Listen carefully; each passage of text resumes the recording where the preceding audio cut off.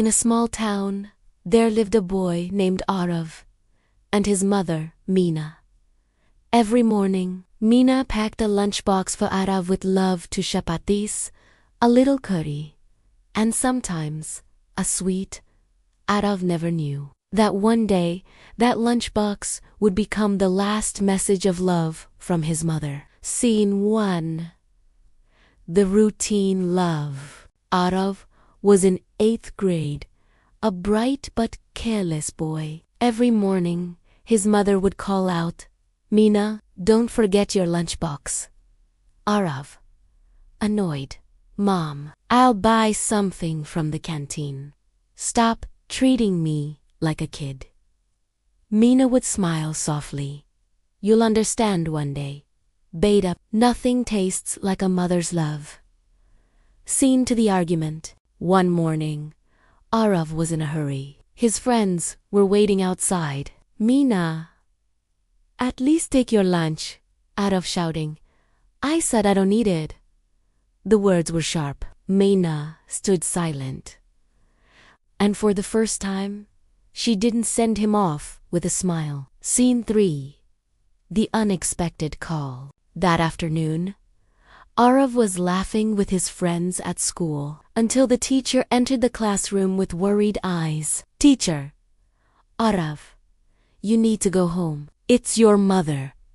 Aarav ran home, heart pounding, only to find neighbors outside and his world shattered. His mother had suffered a heart attack. She was gone. Scene for the lunchbox. In her kitchen, still warm on the counter, a small blue lunchbox, wrapped neatly, ready for him. He opened it. Inside were 2 chapatis, curry, and a note. The note read, "Even if you forget to eat, I'll never forget to love you."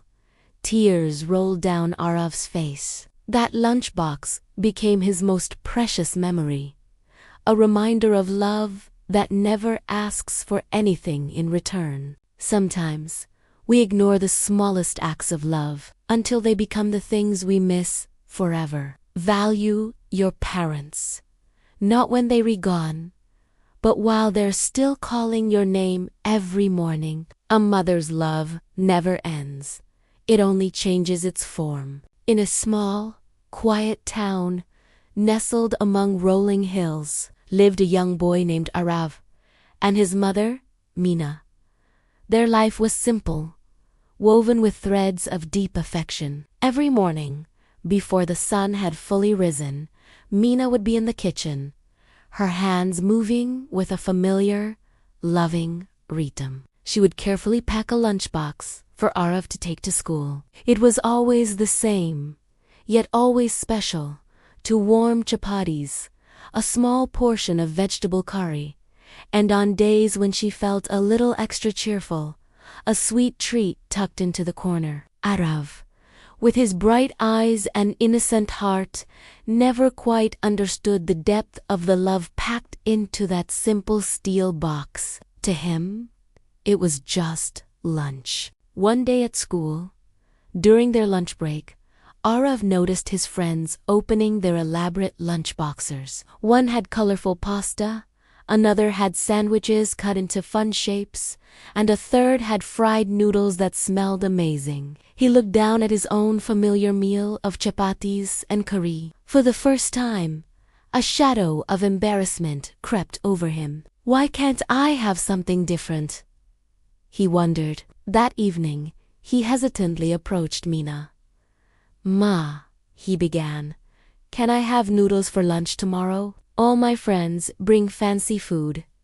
Meena looked at her son, her gentle smile not quite reaching her eyes. She saw the longing in his expression, and her heart felt a slight pang. "Of course, my dear," she said softly, stroking his hair. "Tomorrow, you will have something special." The next morning, Aarav woke up to a delightful aroma wafting from the kitchen. His eyes lit up. Meena was standing by the stove, a look of tired satisfaction on her face. She had woken up an hour earlier than usual to prepare the noodles he had asked for. She packed them neatly into his lunchbox, along with a small fork. At school, Aarav proudly opened his lunch. His friends gathered around, impressed. He felt a surge of pride and happiness. This continued for a few days. Aarav would request different dishes, and Meena, despite her fatigue, would lovingly prepare them, her only reward being her son's happy smile. But soon, the novelty wore off. One afternoon, Aarav came home looking sullen. He hadn't finished his lunch. "What's wrong, Aarav?" Meena asked, her voice laced with concern. "It's nothing, Ma," he mumbled.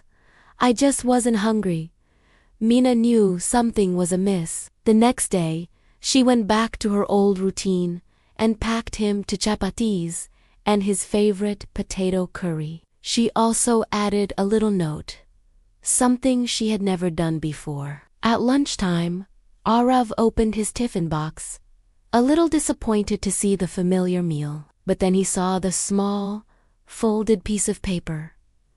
He opened it. In his mother's simple handwriting, it said, "Eat well, my son, my love is in every bite." Suddenly, Aarav wasn't at school anymore. He was back in his small kitchen, watching his mother knead the dough, her face illuminated by the soft morning light. He remembered all the mornings she had woken up early, just for him. He remembered the warmth of her hands, the gentle hum of her voice, the endless love in her eyes. The chapatis and curry in front of him no longer seemed plain or boring. He saw them for what they truly were, a symbol of his mother's unconditional love and sacrifice. He realized that the fancy noodles and pasta could never compare to the nourishment and affection packed into this simple meal. A tear trickled down his cheek and fell onto the chip. He quickly wiped it away and took a bite. It was the most delicious meal he had ever tasted.